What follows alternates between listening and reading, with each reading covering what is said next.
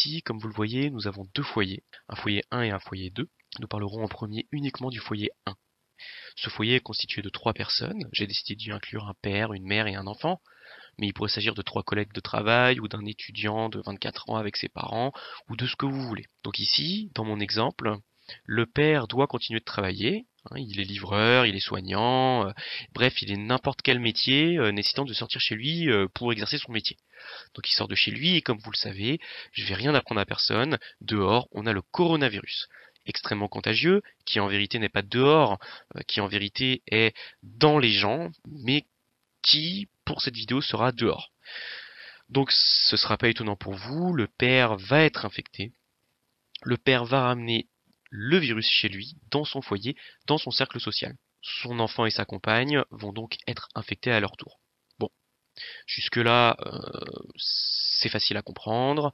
Maintenant, l'incubation étant en moyenne d'une semaine, personne ne saura dans ce foyer 1 qu'il est infecté durant cette semaine d'incubation. Voire même plus que pendant cette semaine d'incubation, parce que s'ils ne développent pas de symptômes par la suite, finalement, ils ne sauront même jamais qu'ils ont été infectés. Pourtant, ils auront quand même été contagieux pendant cette période. Bon, le virus étant actuellement dans le foyer 1, il existe maintenant 2 scénarios possibles. Premier scénario, les mesures de confinement sont respectées, le virus ne sort pas du foyer 1, les personnes tombent malades ou restent asymptomatiques, peu importe, mais le virus ne sort pas de ce cercle social. Le confinement aura donc été efficace, la propagation du virus aura donc été stoppée. Maintenant, le deuxième scénario, qui est celui sur lequel je veux attirer votre attention, et qui est celui qu'il faut absolument arrêter de reproduire, c'est qu'on est au 5e jour de confinement.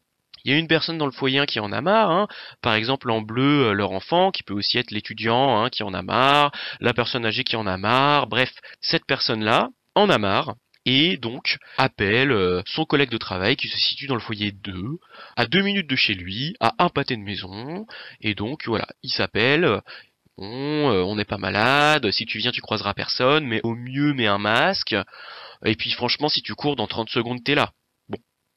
Ils se disent qu'ils vont boire un verre, qu'ils travailleront ensemble de vive voix parce que c'est mieux qu'au téléphone, bref, ils vont faire quelque chose. En plus, ils en ont marre d'être confinés. Ça va juste durer quelques heures. Après, la personne du foyer 1, donc qui est allée chez son ami du foyer 2, va rentrer chez elle.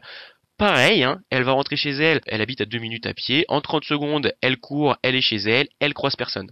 Bon, donc ils se disent, pas de problème.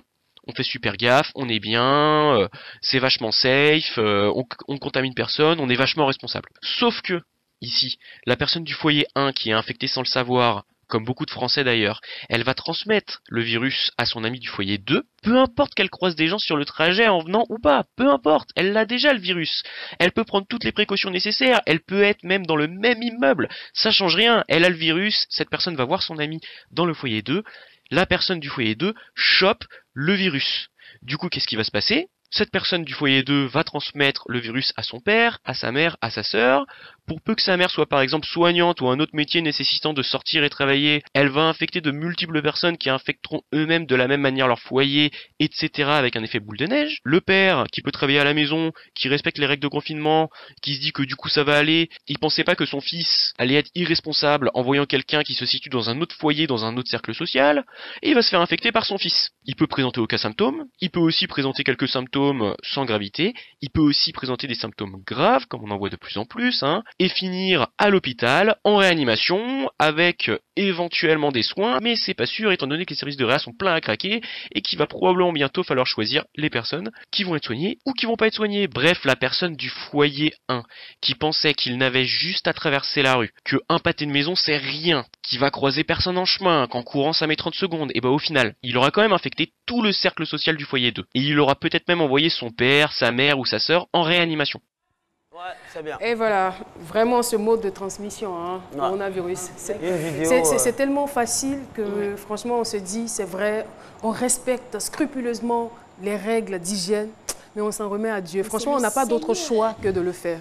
N'est-ce pas, à notre la chose est tellement sérieuse que... Et puis cette vidéo, moi j'ai compris, rien avant, moi j'ai bien compris le mot de contamination, mais si c'était moi un médecin ivoirien, il allait expliquer, voilà, si tu dois te la prendre dans l'autre foyer, il va... Mais chocolat là aussi, bon. Maintenant, nous on va porter le message auprès de nos parents.